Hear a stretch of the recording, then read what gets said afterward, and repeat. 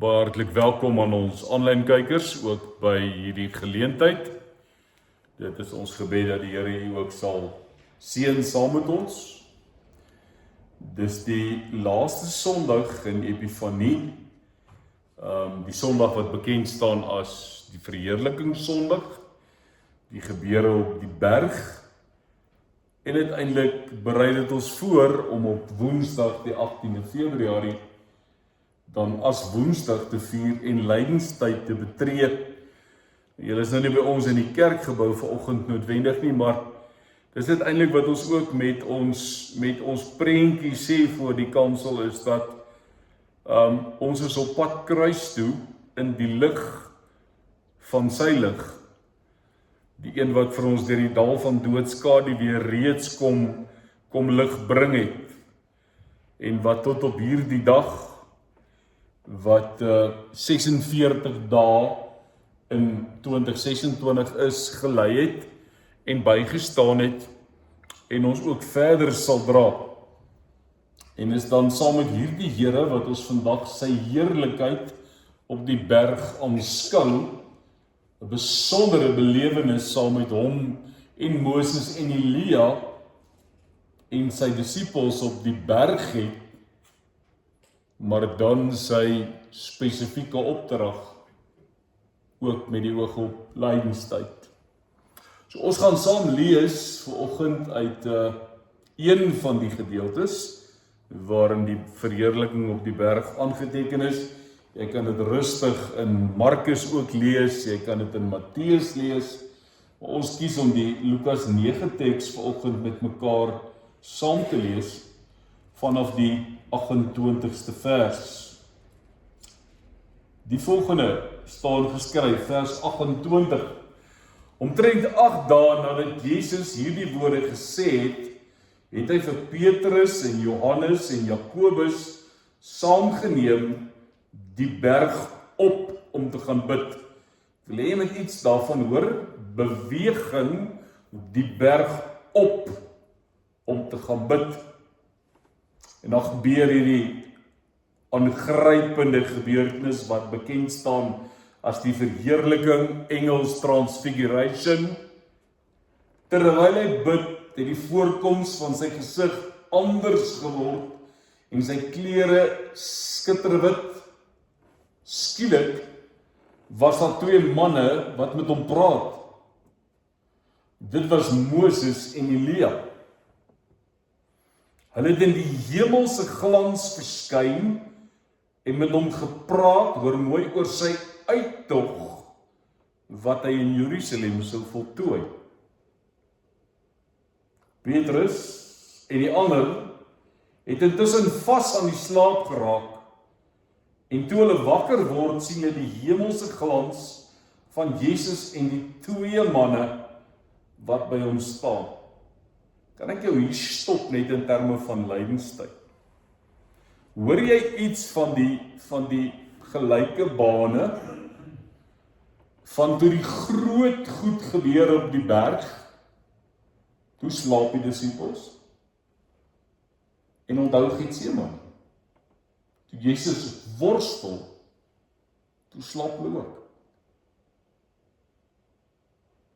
En dan onthou ons mos wat sê hy vir hulle in Getsemane, waak en bid dat julle nie in die versoeking kom nie. Gees is gewillig, maar die vlees is swak. So, hulle het dit gesien, wakker geword, en toe nou die volgende, vers 33. Toe die manne aanstaltes maak om van hom weg te gaan, sê Petrus vir Jesus, Here, dit is goed dat ons hier is. Laat ons 3 hutte bou, een vir u, een vir Moses en een vir Elia. En dan nou die belangrike ou sinnetjie. Hy het nie geweet wat hy sê. Terwyl hy nog praat, kom daar 'n wolk en gooi sy skaduwee oor hulle. En toe die wolk hulle insluit, het die disippels bang geword. Daar kom toe 'n stem uit die wolk wat sê, dit is my seun wat ek uitverkies het, luister na hom. Toe die stem praat, merk hulle dat Jesus alleen daar is. Hulle het hieroor stil gebly en in daardie tyd vir niemand anders enige iets vertel van wat hulle gesien het. Ek herhaal graag vers 35 weer. Dis my seun wat ek uitverkies het. Maar die 3 kort woordjies, luister na hom. Mag ek jou terugvat, net so een skuifie. In vers 33, waar Petrus ons iets vertel van sy belewenis. Here, dis goed dat ons hier is. Daarmee wil ek vir jou sê, ek en jy het baie keer in die lewe oomblikke wat ons graag wil vasvang. Momente wat so helder is, so vol lig, so duidelik, dat ons wens ons kan nie daarin bly.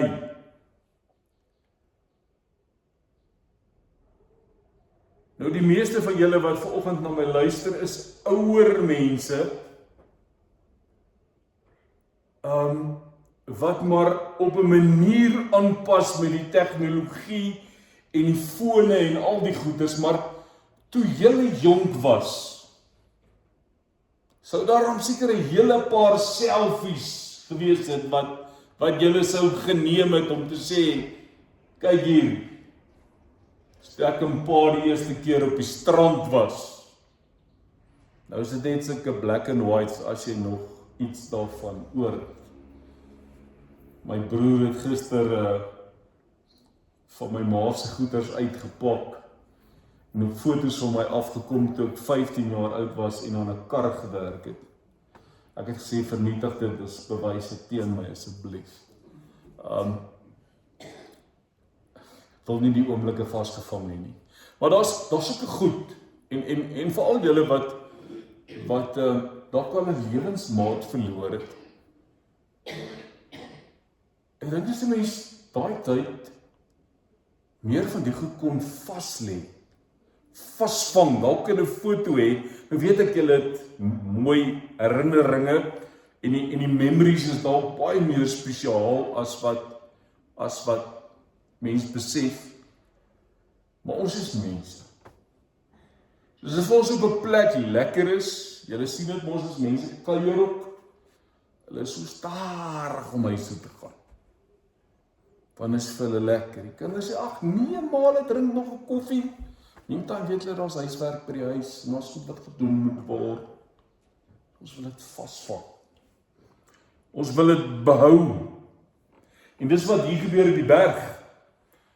Toe Petrus nou deur die slaap sien wat aan die gang is, toe sê hy, "O, Jesus, Petrus, Johannes, Jakobus, Moses, Elia op die berg." Ja, hulle het opgeklim teen die berg op om te gaan bid. En die volgende oomblik hierdie belewenis, Jesus se voorkoms verander. Sy klere word wit. Daar staan hy, en Moses en Elia. En hulle praat met mekaar oor dit wat kom. So ek wil onthou, jy moet onthou, hy het opgeklim, hulle het bo gaan bid. Maar die interessante is dat toe Moses en Elia en Jesus praat, toe praat hulle oor Jesus se afklim van die berg. Want hy moes teruggaan na dit wat vir hom wag. Dan weet ek, hy moes later, hy moes weer teen Golgotha uit. Uiteindelik is hy daar af, is na die graf, en hy staan uiteindelik op. So baie duidelik, hier is 'n belewenis. En dan terwyl hulle daar is, Simon planmaker, dis lekker hier, so 'n stem wat sê daar, toe die wolke om hulle kom, so grys raak.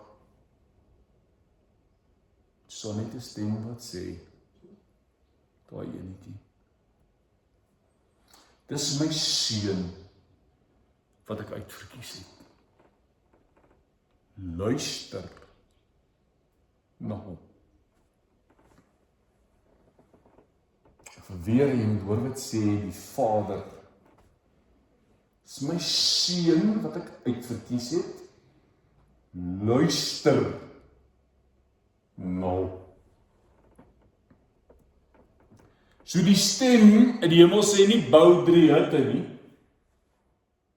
Die stem in die hemel sê nie julle kan vir altyd op die berg bly nie.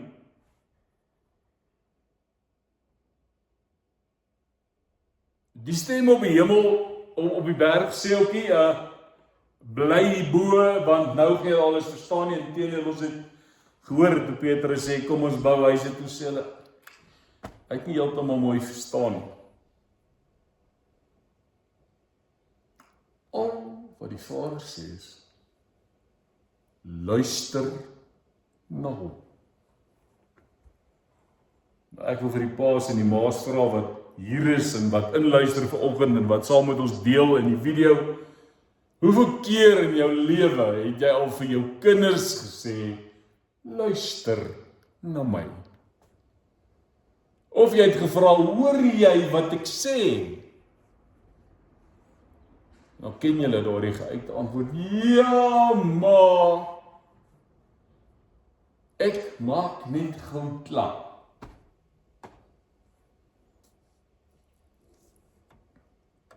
So wat wil die Here vir ons vanoggend sê? Berge. Berge is geskenke. Berge is nie die eindbestemming nie.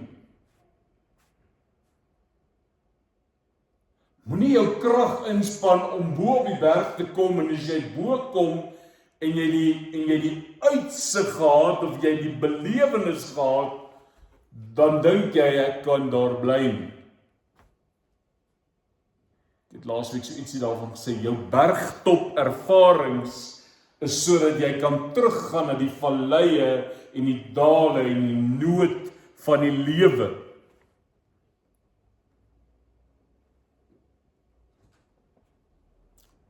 Ons wil hutte bou. Ek en jy wil bly by daai keer wat jy in jou lewe kan onthou wat jy die Here tasbaar naby gevoel het. Toe die dinge sin gemaak het. Toe jy rus en vrede ervaar het. Maar die wonderlike is dat Lukas sê, nee, dit stop nie. Dit stop nie. Ons moet afklim. Ons moet teruggaan na die lewe toe. Ons sien dit vroeër by Abraham en Isak. Wanneer Isak hierdie ongelooflike ervaring het dat sy lewe gespaar word, dat God 'n offerlam of 'n offerram dan in sy plek beskikbaar stel wat daar op die berg vasgevang is, wat heenwys na dit wat ons op pad is. Dan moet Abraham en Isak teruggaan na Berseba toe. Alhoewel gaan bly het in die daaglikse lewe. So ek en jy moet vir mekaar sê, wanneer ons hierdie belewennisse het, wanneer ons hierdie bergtop ervarings het, dan hou dit nie daarop nie, ons moet afklim. Jy kan nie vir altyd daar bly nie. Terug mense toe, terug nood toe, terug na die na geborgenheid toe. So belangrik, 'n berg is dus met ander woorde nie 'n ontsnapping uit die lewe uit nie. Dit gee jou dalk vir 'n oomblik perspektief. Maar as jy daar bo kom, is dit veel openbaring van die lewe. Dink nou op Psalm 121. Ek slaan my oë op na die berge waar sal my hulp vandaan kom. My hulp kom van die Here wat hemel en aarde gemaak het. En die realiteit van destydse reisigers wat daardie bedevaarslied gebid het, was mense wat bo oor die berg moes gaan en aan die ander kant af gaan aanbid het in die tempel en dan daai selfe pad bo-oor terug af aan die ander kant toe. Anders dan het hulle lewe doodgevaar nie aangegaan. So die berge was daar met die oog op die lewe. So die berg is nie ontsnapping nie. Uit die lewe uit nie. Dis 'n openbaring vir die lewe. Dis om jou te help om af te klim en anders te kom lewe. Nou moet ons mekaar sê, kom ons onthou, maar ek gaan julle herinner, God gee lig, nie sodat ons op die berg bly nie. Maar het ons gesê, genoeg lig, dat ek die volgende tree kan gee. En op die berg is die eerste tree wat ek moet gee, is die tree van die berg af. Terug na die werklikheid. God gee lig, sodat ek kan sien waar ek loop, as ek van die berg afkom. En binne in hierdie lig, binne in hierdie verheerlikingsgeleentheid, binne in die wolk, sê God een ding. Luister na hom. Luister na my seun. My geliefde seun, oor wie ek my verheug.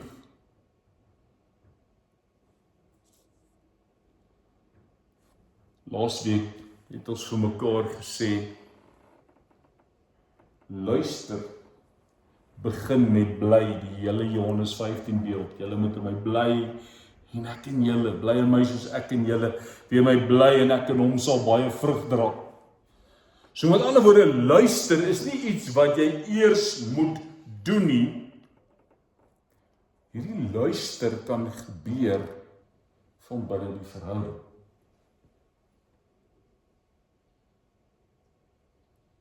So wat hy hier vir ons mee help is om te sê, jy gaan sy stem hoor, en nou dink ek aan Johannes 10 met die goeie herder en die hek en die skaapkrol. Wat hy sê, hulle ken my stem. Hulle hoor my. Hulle luister as ek hulle name roep en hulle volg my. Het gebeur uit 'n verhouding uit. As jy Jesus se stem nie ken nie, waarna gaan jy luister? Hoe gaan jy kan onderskei wanneer hy met jou praat?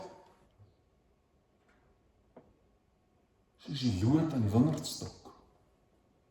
Soos 'n tak wat ingeënt is op die regte wortelstelsel.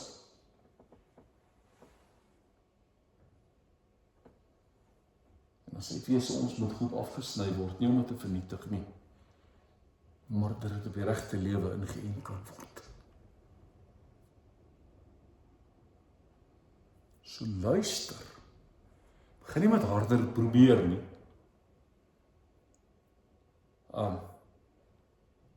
My kollega het verlede Sondag toe ons by 'n gemeente nog begeleiding gedoen het na die erediens hier.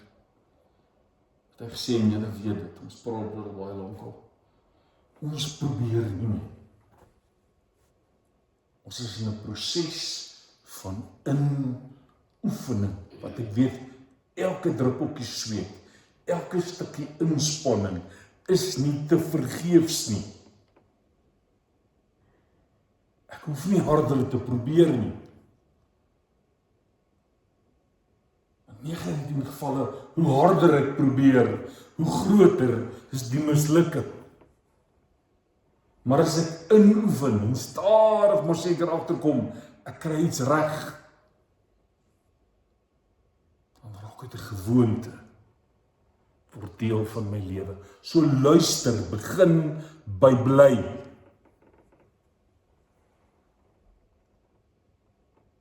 En daarom dat die Psalm ons maan, Psalm 94 en ook Psalm 46, tot stilte. Dat as ek dan bly by God en luister na God binne my verhouding, gaan dit ook beteken ek gaan stil wees. Psalm 46 sê self, wees stil en weet dat ek God is. Psalm 94 ons mekaar gesê, toe ek met my onrus in my binneste gesit het U vertroosting my tot rus gebring. Dit gaan nie oor ek maak myself rustig nie, of ek gebruik een of ander iets om my kwansuis rustig te maak nie. Dis ook die ding van ek is die suksesvolle een, ek kry alles reg nie. Uiteindelik is dit God wat rus bring. Dis God wat vertroos. Dis God wat dra.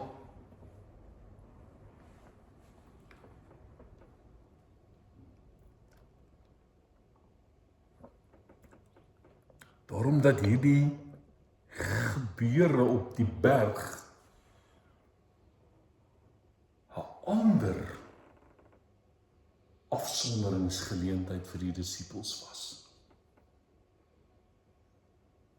Telkens weet ons mos, Jesus het hulle een kant toe gevat, na 'n stil plek toe, sodat hulle kon rus. Maar die belangrike hiervan bly, luister, gebeur nie in 'n geraas nie. Het jy in jou lewe al beleef dat dit rondom jou so druis, as jy tussen mense is, dat dit voel vir jou, dit help nie dat jy oor dit doen. En dis hoe dit baie keer in ons lewe aangaan. Daar's so geruis en gedraai en geraas rondom ons, dat ons eenvoudig nie kan luister of hoor nie. Het jy al met iemand probeer praat as die radio kliphard is en jy sê, Koos, en hy sê, praat jy met my?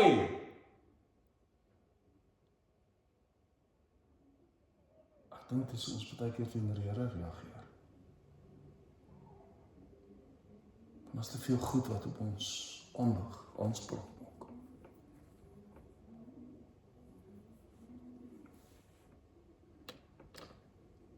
En aansluitend by hierdie luister in stilte.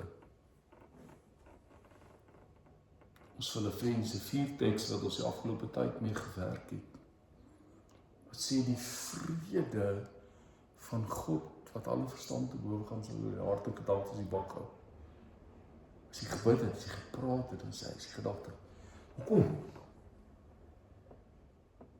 Want uiteindelik moet ons vir mekaar sê, besorgdheid, bekommernis,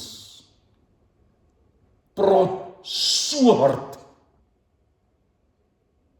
dat ek en jy nie die stil influistering van vrede hoor.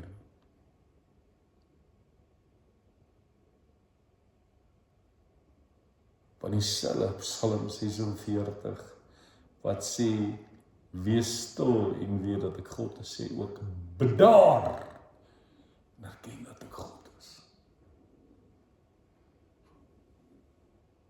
En julle weet, ons baie keer ons koppe verloor,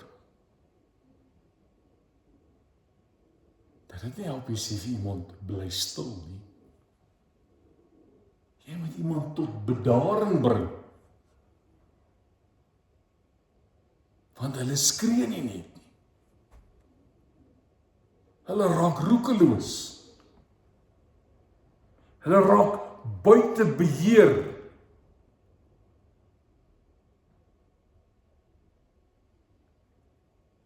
En is baie keer die besorgdheid, die sorge van die lewe, die bekommernis, die stres.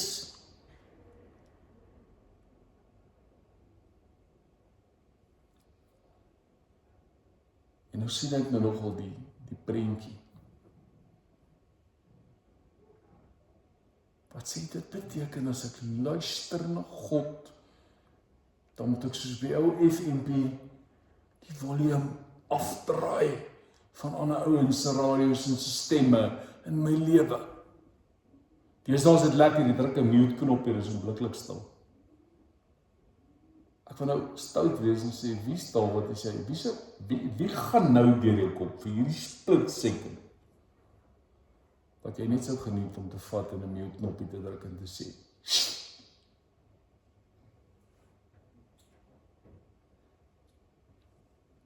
die ras, ek kan nie vir God hoor nie.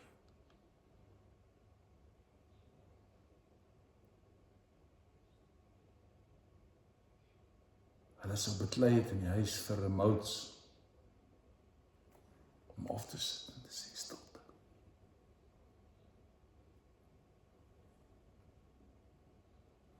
Nou kom ek gou vir jou iets daaroor sê, voor ek nou in die moeilikheid is. Dis nie omdat die ander stemme nie belangrik is nie.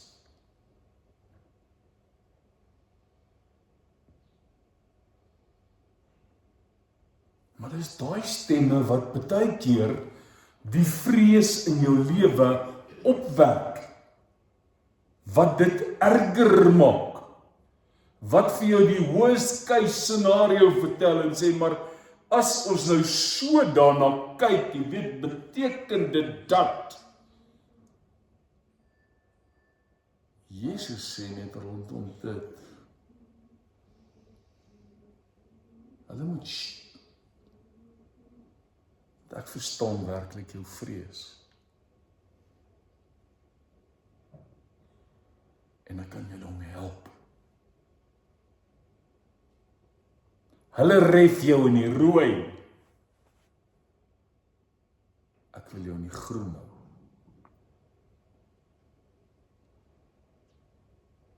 Dat jy nie een of ander ineenstorting het nie. So natuurlik luister ons na mekaar. Maar as tye wat ons sê, mute.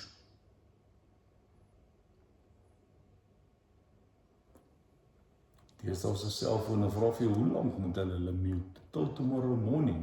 Ek dink baie keer voel mense so. Mute till tomorrow morning. Till next week. Soek net stilte.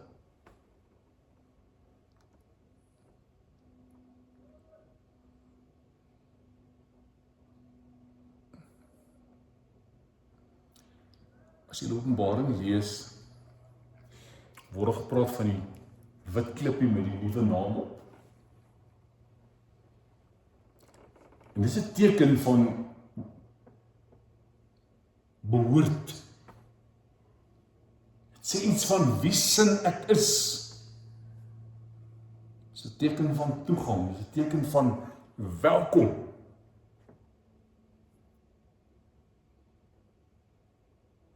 Luister na hom. Luister na hom beteken, jy hoef nie jou plek te verdien nie.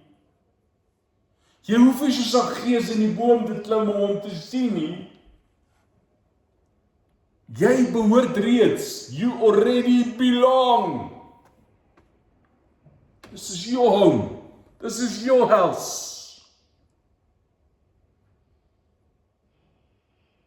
En jy kan luister vanuit 'n plek en vanuit 'n posisie dat jy God se geliefde seun en dogter is. As die Vader sê, dis my geliefde seun, luister na hom.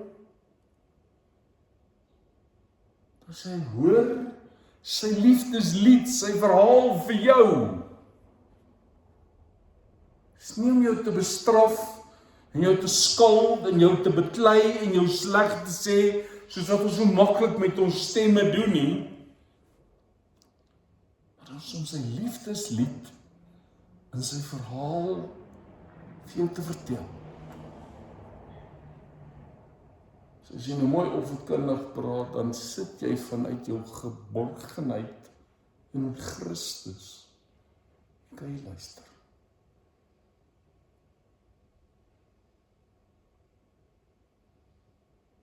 Sit jy buite op die stoepie.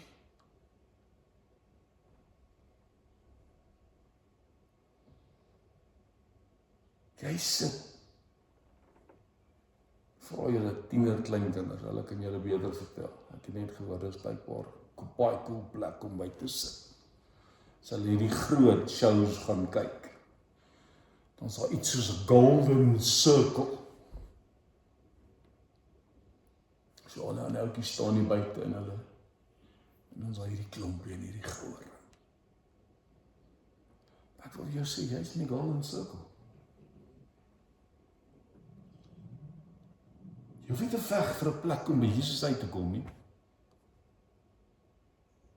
Jy is ingesluit. Jy is deel hiervan. Jy is welkom.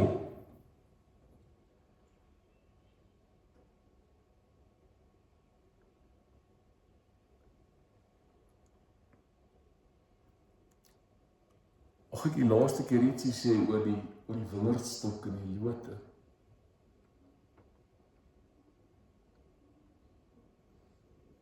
Dis belangrik vir luister.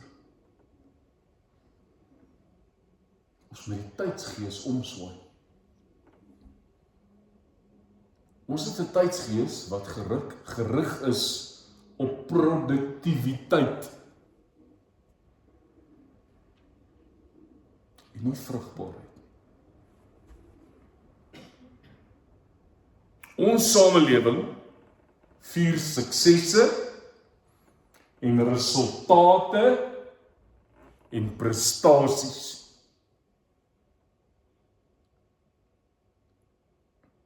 En as jy dit daar nie maak nie, dan maak jy dit konsuis nie in die lewe nie. Terwyl ons binne die sentrum waar ons as God se kinders sit en waar ons tuis is, vier ons die vrug wat daar in ons lewe is. Vier ons die groei wat daar in ons lewe plaasvind. Kyk hulle na ons lewensbome en hulle sien vreugde en vrede en liefde en selfbeheersing.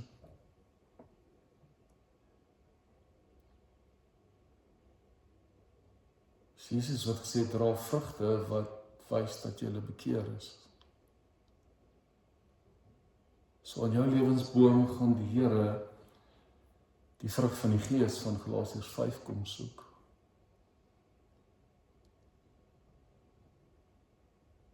Dis wat hy wil hê.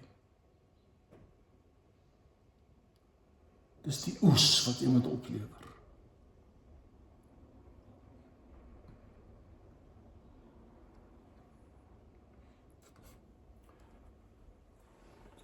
En dis hoekom het belangrik is dat ek en jy nie onder druk groei. Ons sien dit in die samelewing waar ons leef.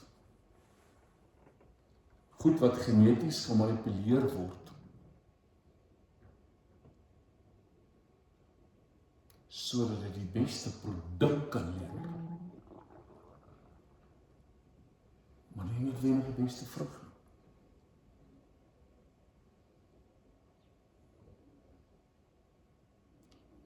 So belangrik. Wat het ons laasweek gesê? Hy wat in my bly, sal baie vrug dra.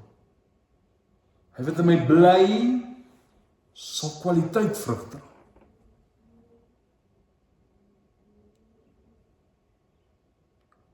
So ek groei in verbondenheid.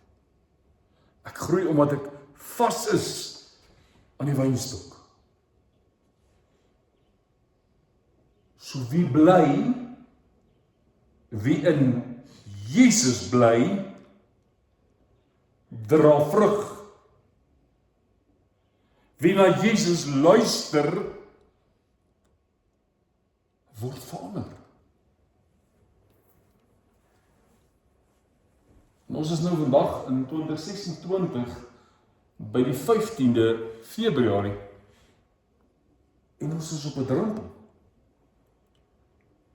Ons staan op die punt waar ons die 18de oorstap. Tot nou toe het ons gesien wie Jesus is.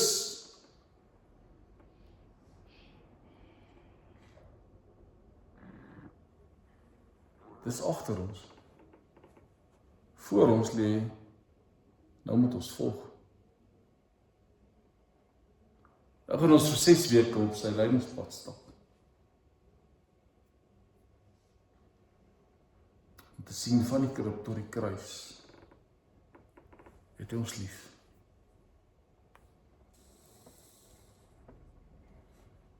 En die stem uit die hemel gee genoeg vir die pad vorentoe. Luister na hom. Bly in Christus.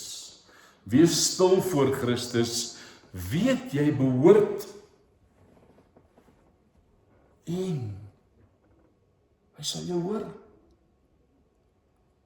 Dit is nie die een oomblik waar te twyfel nie. Kom ek gee vir jou tyd om 'n paar oomblikke stil te wees.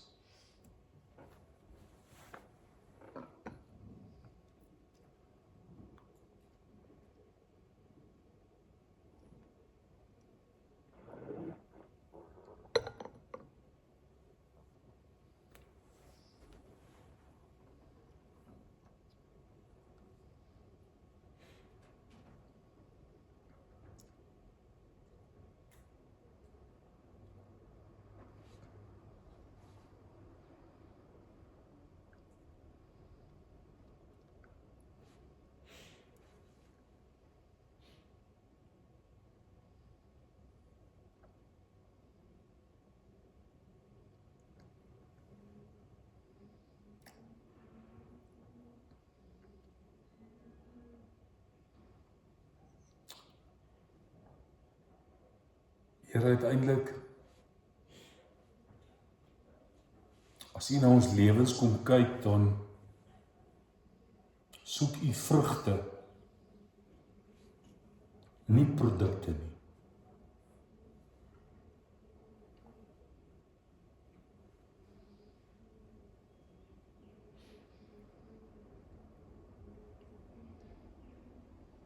U maak ons nie moeg met resultate nie. Maar hy help ons om kwaliteit vrug te lewer.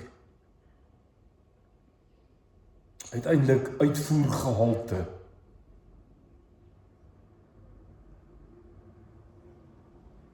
Nie na een of ander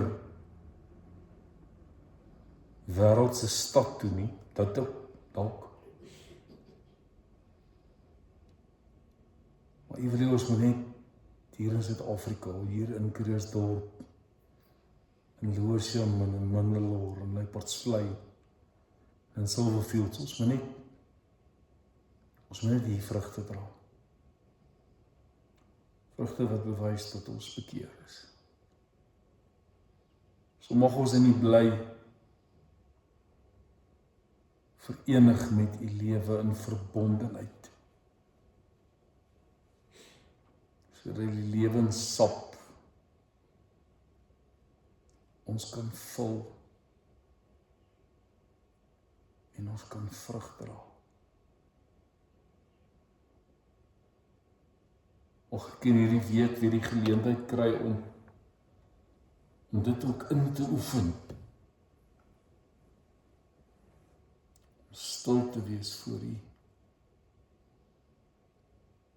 Om by U te bly. Weet ek behoort by U, ek is veilig daar.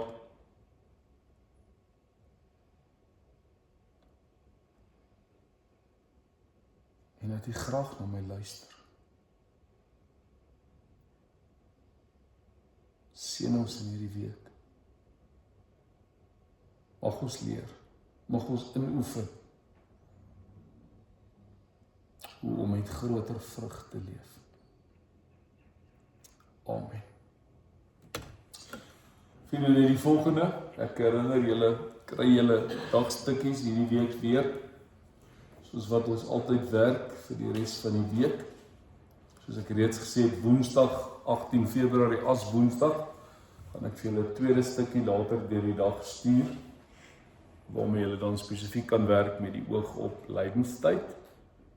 En dan verander ons kleure nou ook, ons beweeg na pers, meer aardse kleure, tot en met dan Palmsondag, en dan gaan ons die pad verder stap, maar in hierdie week sal julle dan spesifieke leiding daaroor kry. So onthou maar net die selfoonnommer 083-654-0806, dan kan ons met mekaar kommunikeer. daarmee groet ons aanlyn kykers, groete tot 'n volgende keer, totsiens.